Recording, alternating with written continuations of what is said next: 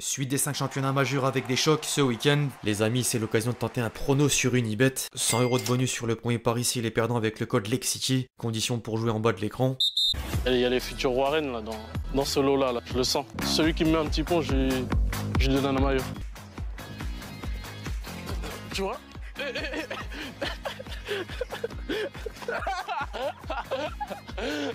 Ah, t'as gagné, il a gagné son maillot.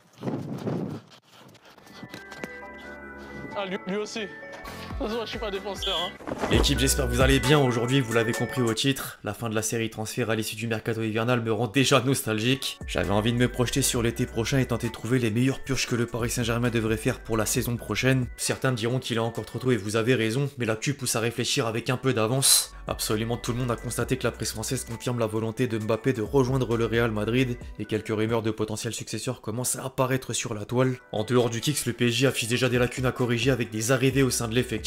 Je me suis amusé à lier les besoins dans le 11 de Luis Enrique, la faisabilité du transfert en fonction du joueur et les informations qui sont tombées lors de la fenêtre hivernale. Bref, j'espère que l'idée vous plaît. Les amis, je compte sur vous pour le faire savoir en m'explosant le compteur de j'aime. Comme d'habitude, merci à tous ceux qui le feront. Au passage, je prends encore quelques secondes pour vous parler de mon nouveau partenaire qui n'est autre que SofaScore.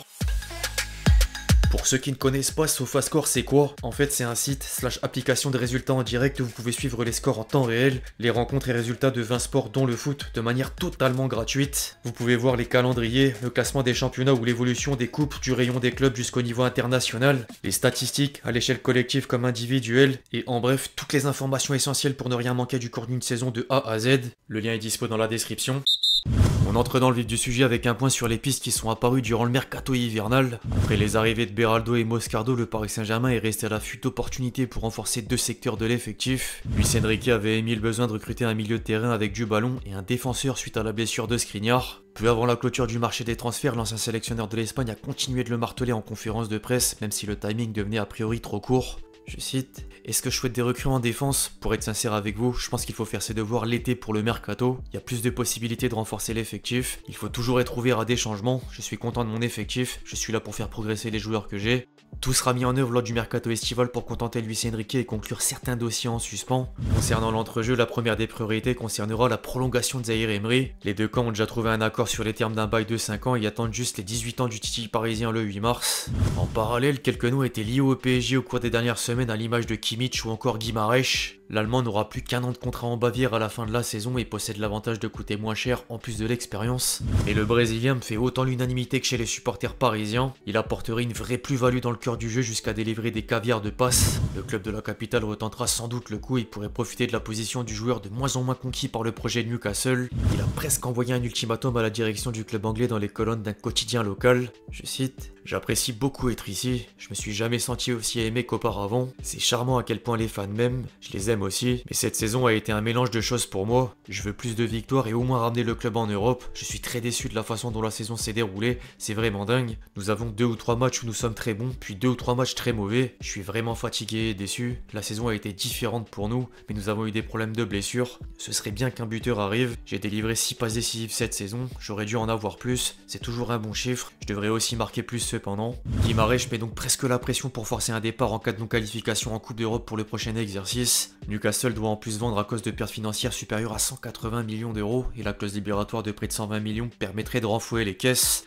Affaire à suivre. Derrière, Paris devra surtout améliorer la charnière centrale. Plusieurs approches ont terminé sur une réponse négative et une cible semble prioritaire pour 2024. La première idée n'était autre que Danso. La direction parisienne s'est informée auprès de l'entourage du joueur, mais l'Autrichien voulait vraiment vivre le retour de l'an sur la scène européenne jusqu'au bout.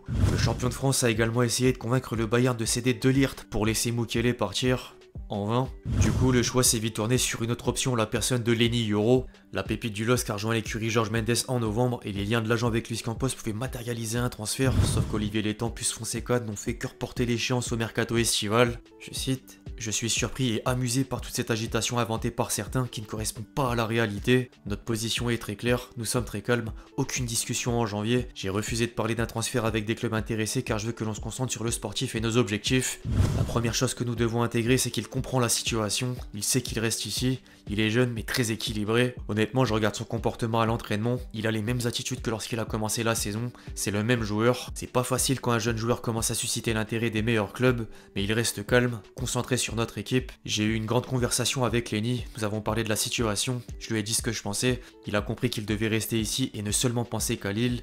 À la fin, on verra. S'il veut avoir la possibilité de jouer à un autre niveau, il doit continuer comme ça, à bien faire les choses. Autant dire que ce n'est que partie remise. Je pense que le PSG ne doit plus refaire la même erreur qu'avec Camavinga et mettre le paquet sur ce genre de joueur en devenir. En parlant de Camavinga, le Real Madrid compte également passer à l'action l'été prochain, donc attention à la concurrence. Outre Lenny Yoro, sinon d'autres profils figuraient dans la liste de Luis Campos en janvier à l'image d'Antonio Silva. Le conseiller sportif a dû notre part observer en Italie, mais le nom de Diego Llorente revenait avec insistance aux côtés de Tapsoba, Todibo ou encore David Anko. Le représentant du Slovaque a même avoué dans une interview pour un média tchèque que Paris est venu au renseignement. Je cite: je suis en contact avec le PSG et Liverpool, mais aussi avec d'autres clubs qui se penchent sur la situation de David. J'estime qu'il y a entre 80 et 90% de chances qu'il reste à Rotterdam cet hiver car Feyenoord se bat pour la Ligue des Champions. Par contre, il ne partira que pour un grand club. Il ne passera certainement pas de Feyenoord qui joue la Ligue des Champions la saison prochaine à un club qui jouera dans la moitié inférieure de la Première Ligue. Enfin, impossible de passer à côté du feuilleton Mbappé. Encore lui, la presse française affirme déjà que le Kicks a décidé de rejoindre le Real Madrid et un départ du tricolore rabat les cartes. Les dirigeants parisiens devraient faire sauter la banque pour lui trouver un successeur capable de prospérer dans un collectif de taille. À titre personnel, je rejoins les personnes qui veulent pas forcément le remplacer mais construire une vraie équipe sur la durée comme Manchester City, et le retour de près de Xavi Simons ferait déjà l'affaire plutôt que de recruter Raphaël Leao ou encore Rashford. Par contre, si Gonzalo Ramos et Colomoni peinent encore à s'imposer, il sera nécessaire de poser un biais sur un buteur à l'image d'Osimhen. À 25 ans, le Nigérian pourrait accepter de revenir en France grâce au contexte avant d'aller fouler les pouces de la Première Ligue. Sinon, les dernières pistes en date restent intéressantes. Un confrère de Fabrizio Romano a mentionné les noms de Benjamin Sesko et Victor Gyökeres, le numéro 9 du Sporting qui empile les buts depuis le début de la saison. En parallèle, le club de la capitale supervise toujours Aleno Bando. Le président du SC Barcelone a déjà confirmé l'intérêt de la direction parisienne pour la pépite équatorienne. Je cite: c'est vrai pour le PSG, ils sont extrêmement intéressés. Ils ont fait une offre qui répond aux attentes du club et ça a été une offre assez agressive. Ils veulent même que la famille d'Allen, son père, sa mère et le président du club fassent le voyage pour négocier. En bref, les amis, mes 3 priorités pour le mercato estival du Paris Saint-Germain sont Guimarães, Lenny Yoro et Osimhen si Mbappé file vers Madrid.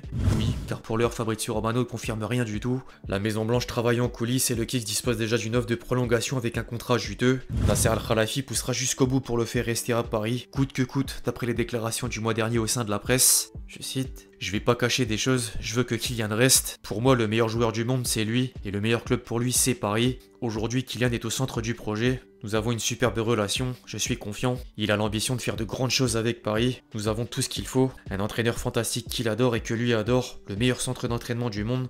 Une belle équipe. Il a tout. Kylian, c'est un grand homme, un grand joueur, mais aussi une grande personne. Comme il l'a dit après le trophée des champions, il a un accord avec moi. Je peux pas parler d'argent et dire combien vaut l'accord. On a un gentleman agreement. Notre accord n'est pas une question d'argent. C'est entre un joueur et le président du club, le directeur sportif et le coach. C'est plus ça qu'un accord signé, mais nous sommes tranquilles. J'ai confiance en lui, 200%, c'est un bon garçon, il m'a donné sa parole et c'est un homme de parole, je crois en lui, je peux juste dire que je suis pas stressé, financièrement et avec Kylian, j'ai un plan avec Kylian, je vais pas entrer dans les détails mais j'ai vu qu'il en avait parlé, je protège ma famille, et je vais laisser personne déstabiliser Kylian ou mon équipe, mon message est très clair, il fait partie de la famille et je vais protéger cette famille. Rendez-vous l'été prochain.